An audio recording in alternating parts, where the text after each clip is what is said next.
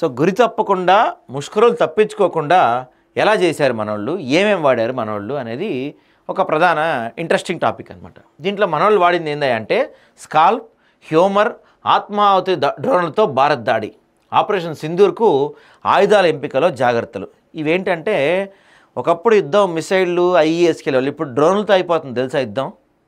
నిజంగా ఇక్కడ డ్రోన్లే పంపించారు. ఆ డ్రోన్లు ఏంటంటే ఆడికి వెళ్ళి ఆడంతా అయ్యే పేలిపోతాయి అన్నమాట. ఇక్కడ చూడండి.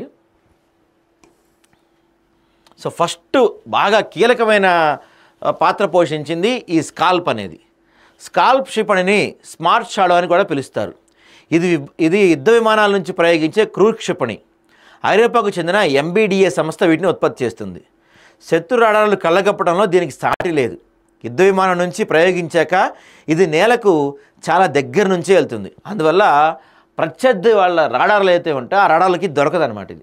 ఇది చాలా హై టెక్నాలజీతో వాడతారు దీన్ని. శత్రు భాగంలో చొచ్చుకెళ్ళి దీర్ఘ శ్రేణులను దాడి చేయగలదు.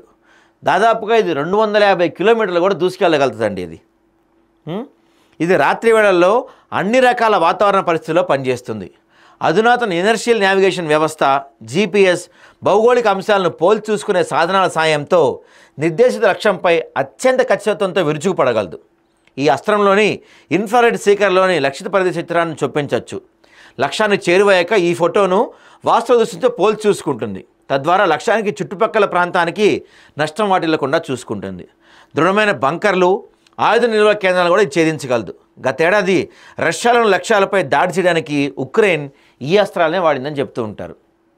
ఇక ఇంకోటి హ్యూమర్తో గట్టి దెబ్బ.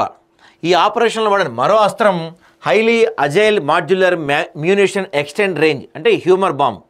ఇది కూడా అన్ని రకాల వాతావరణ పరిస్థితుల్లో పనిచేస్తుంది. దీన్ని గ్లైడ్ బాంబ్గా కూడా పిలుస్తారు.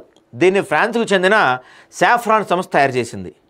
ఇది ప్రయోగించిన 70 కిలోమీటర్ల దూరం ప్రయాణించగలదు. దీన్ని జూమ్ చేయటం, మధ్యలో అడ్డుకోవడం చాలా కష్టం.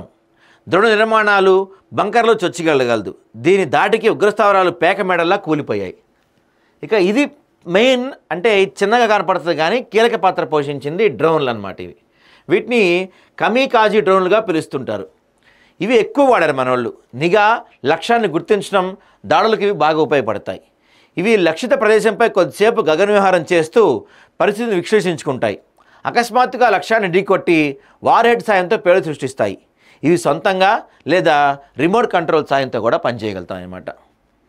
సో ఈ విధంగా మనోళ్ళు అందరు పంచుతున్నారండి. ఇక్కడ ఇంకో పాయింట్, ఇది హైలైట్ పాయింట్ చూడండి. ఇది పాక్లో ధ్వంసం చేయాల్సిన ఉగ్రస్థావరాలపై దాడులను వైమానిక దళం, సైన్యం, నౌకాదళం సమన్వయం చేసుకున్నాయి. అతి పెద్ద ఉగ్రస్థావరాలైన బహవల్పూర్, మురిదేక్లను ధ్వంసం చేసే బాధ్యత వాయుసేన స్వీకరించిందని సమాచారం. మిగిలిన వాటి సంగతి సైన్యం చూసుకుంది.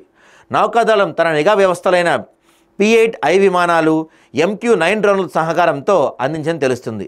1971 యుద్ధం తర్వాత పాకిస్తాన్కు వ్యతిరేకంగా త్రివిధ దళాలు ఒకేసారి రంగంలోకి దిగటం ఇదే మొదటిసారి.